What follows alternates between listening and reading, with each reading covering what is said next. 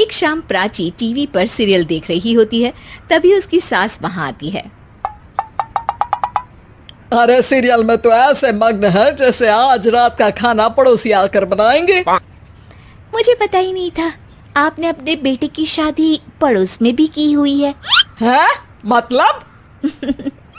मतलब इस घर में सारा काम बहू ही करती है, आप तो सिर्फ खर्राटे मारती हैं।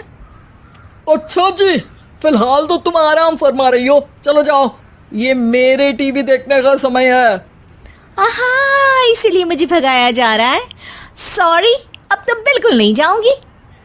प्राची की इस बात पर दोनों सास बहू के बीच टीवी रिमोट के पीछे बच्चों जैसे छीना झपटी शुरू हो जाती है, जिसके बीच श्लोक भी काम से घर वापस आ जाता है। आज मेरी चूहे बिल्ली की जोड़ी किस बात पर झगड़ रही है? अरे तेरे बीवी मुझे टीवी ही नहीं देखने दे रही। अरे तुम्हारी मम्मी मुझे खाना बनाने के लिए फोर्स कर रही है। अरे वाह, ऐसे बेतुके रीजन पर तो बच्चे भी झगड़ा नहीं करते। अरे मुझे कुछ मत बोल, सब इसने ही शुरू किया है। हाँ हाँ, जैसे आप तो बहुत दूध की धूली है ना। अरे बस, दोनों चुप। प्राची जाओ, खाने की तैयारी करो। और माँ तुम छोड़ो, तुम्हें क्या बोलूं, शांति से अपना सीरियल देखो, मुझे दोबारा लड़ने की आवाज सुनाई नहीं देनी चाहिए।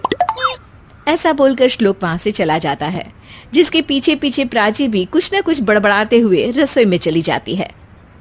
हाँ हाँ, सासू जी को तो कुछ बोलेंगे ही नहीं, बस मुझ पर ही हुक्म चलता है, खाना बनाओ, जैसे मैं इनके घर में खाना बनाने के लिए आई हूँ।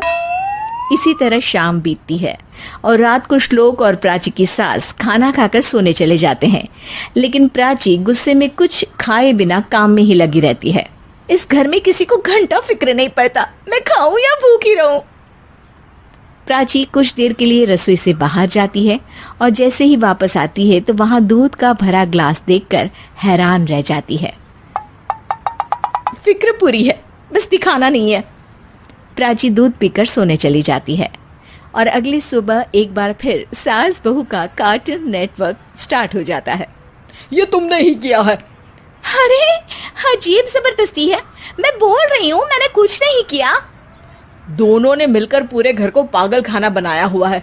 यहाँ कोई नॉर्मल इंसान तो रह ही नहीं सकता, इसीलिए अब पड़ोसी क्या रिश्तेदार भी घर आने से कतराते हैं। और सुन बेटे, तू भी चंगा, तेरी माँ भी चंगी, तेरी बीवी भी चंगी, रिश्तेदार। हाँ जी, आपको नहीं पता क्या, गंगाधर ही शक्तिमान है, रिश्तेदार ही। हाँ हाँ, बस समझ गया। कभी जानवरों जैसे लड़ेंगी तो कभी जुगलबंदी करेंगी।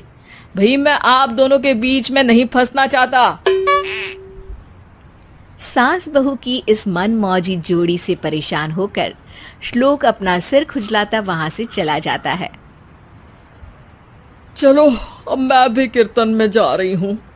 इस पर जैसे ही सास कमरे में अपना पर्स लेने जाती है तो वहां नाश्ते की प्लेट रखी देख मुस्कुराने लगती है और नाश्ता करके घर से बाहर निकलते हुए कुछ पैसे टेबल पर रख जाती है, जिसके कुछ देर बाद सिलेंडर वाला घर आता है।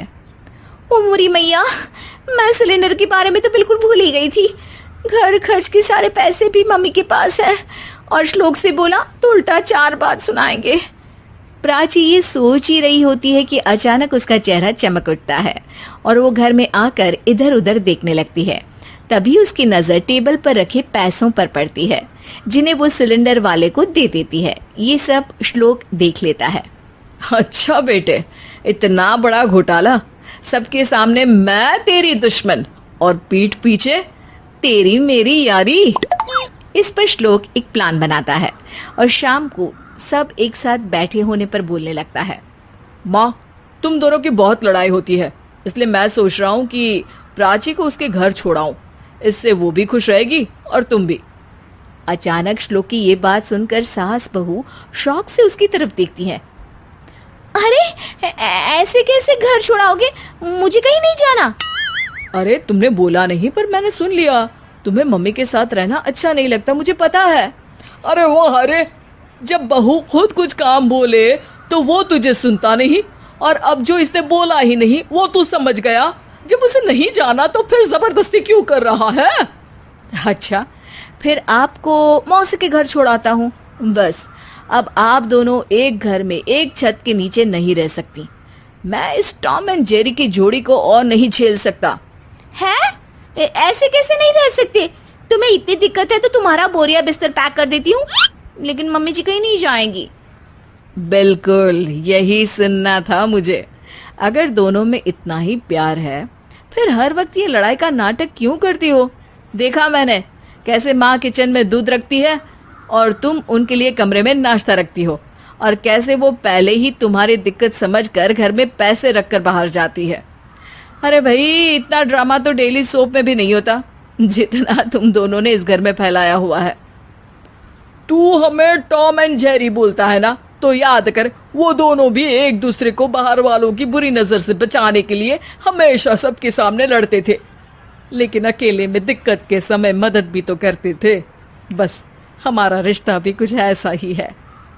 और वैसे भी अगर सास बहू में तू मैं नहीं होती तो दुनिया वालों को कहानियां कैसे मिलेंगी?